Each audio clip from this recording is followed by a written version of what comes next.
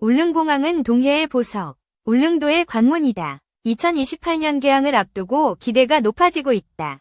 활주로 길이 1200m로 소형 항공기 운항에 최적화되었다.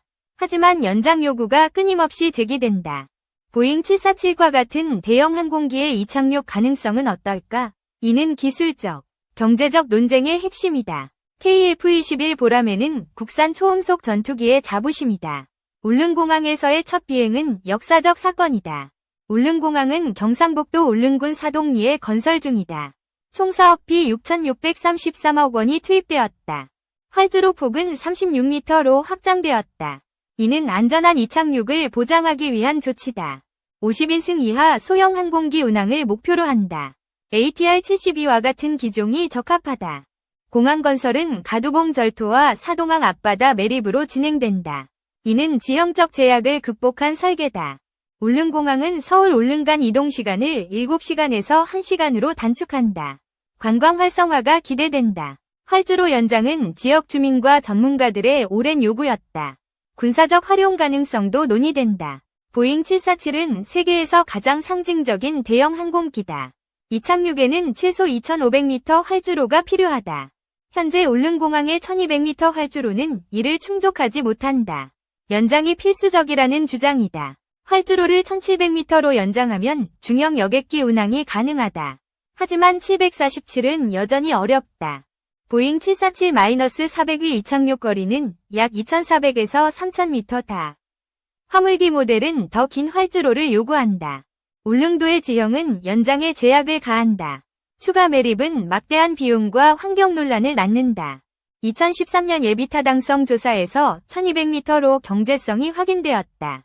연장은 사업성을 재검토해야 한다. 100인승급 항공기 운항을 위한 연장은 비현실적이다. 국토교통부는 이를 명확히 배제했다. ATR-72는 1200m 활주로에서 만석으로 이착륙 가능하다. 연료 조절로 효율성을 극대화한다.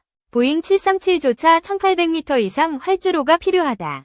울릉공항은 소형기 중심으로 설계되었다. 활주로 연장은 군사적 활용 가능성을 높인다. 독도와의 지리적 근접성이 전략적 가치를 부여한다. FA-50과 같은 경공격기는 1200m 활주로에서 운용 가능하다. 비상시 활용이 기대된다. F-15K와 KF-16은 최소 1500m 이상 활주로가 필요하다. 연장이 없으면 이착륙이 불가능하다. F-35B는 수직 이착륙이 가능해 제약이 없다. 하지만 울릉공항은 주력기지로 적합하지 않다. 신종호 한국국방안보 포럼 사무국장은 비상시 활용 가능성을 언급했다. 무장과 연료 공간으로 유용하다. 울릉공항은 적의 공격에 취약하다. 주력 전투기 기지로는 한계가 명확하다. 활주로 연장을 1,700m로 하면 군사적 유연성이 증가한다.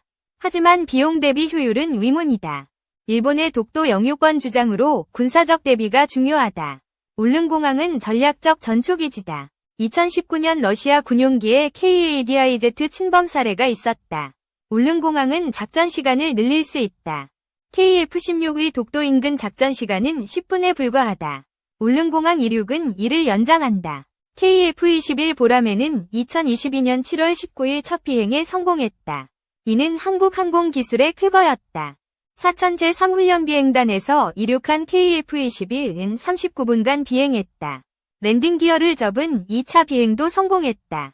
2023년 1월 17일 초음속 비행에 성공했다. 고도 12,200m에서 음속을 돌파했다. KF-21은 2026년까지 2,200회 시험 비행을 계획한다. 성능 검증이 핵심 목표다. 울릉공항에서의 KF-21 첫 비행은 가상의 시나리오다. 이는 전략적 상징성을 지닌다. KF-21은 1200m 활주로에서 이착륙이 가능하다. FA-50과 유사한 운용 조건을 충족한다. 비행은 2028년 개항 직후 진행되었다.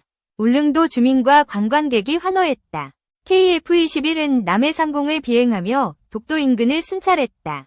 이는 국가 방위 의지를 보여줬다. 시험 비행은 고도 9,000m, 시속 800km로 진행되었다. 안정적인 성능이 확인되었다. 지상관제소는 실시간으로 데이터를 수집했다. 기술자들은 비행의 성공을 축하했다. KF-21의 울릉공항 비행은 군사적, 관광적 가치를 동시에 높였다. 지역 경제 활성화에 기여했다. 울릉공항은 동해의 군사적 요충지로 주목받는다. KF-21의 비행은 이를 강조했다. 활주로 연장은 비용과 편익의 균형이 중요하다. 1200m는 최적의 선택으로 평가된다. 보잉 747의 이착륙은 현실적으로 불가능하다. 2500m 이상 활주로가 필수적이다. 2013년 캔자스주 자바라 공항 사례가 있다. 747이 1860m 활주로에 착륙했지만 위험했다. 대한항공은 보잉 747에서 8을 공군 1호기로 운용한다.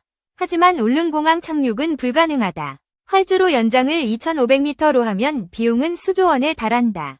환경 파괴 논란도 피할 수 없다. 국토교통부는 1200m 활주로의 안전성을 확인했다. ATR-72와 Q400 운용이 검증되었다. 울릉공항은 소형 항공기 중심의 관광공항이다. 대형기 운항은 설계 목적과 어긋난다. KF-21의 비행은 울릉공항의 다목적 가능성을 보여줬다. 군사와 민간의 조화가 핵심이다. 울릉공항은 연간 53만 명 여객 처리가 가능하다. 관광객 유치와 지역 발전에 기여한다.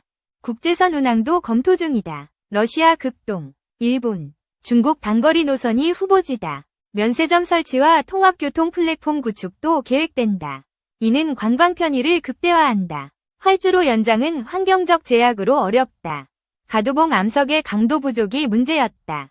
2016년 터키 방식 발주가 유찰되었다. 추가 비용 1000억 원이 장애물이었다. 2020년 11월 27일 착공식이 열렸다. 현재 공정률은 15% 이상이다. 2025년 계약 목표는 2028년으로 연기되었다. 자재 수급과 민원이 원인이다. KF-21은 AESA 레이더와 첨단 센서를 장착했다. 울릉공항 비행에서 성능이 입증되었다. 비행은 독도 상공에서의 작전 가능성을 시사한다. 이는 지역 안보를 강화한다. 울릉공항은 불치망모로 불리기도 한다. 하지만 소형공항의 한계는 명확하다. 활주로 연장은 군사적 활용을 늘릴 수 있다. 하지만 경제성과 현실성이 관건이다. 보잉 747의 이착륙은 비현실적이다. 울릉공항은 소형기와 경전투기에 최적화되었다. KF-21의 비행은 한국 항공산업의 미래를 보여줬다. 세계적 주목을 받았다. 울릉공항은 관광과 안보의 균형을 추구한다. KF-21은 이를 상징하는 존재다. 활주로 연장은 지역 주민의 수건이다. 하지만 현실적 제약이 이를 가로막는다. KF-21의 울릉공항 비행은 기술적 자신감을 드러냈다. 국산 전투기의 위상을 높였다. 울릉공항은 동해의 전략적 요충지다. KF-21의 비행은 이를 세계에 알렸다.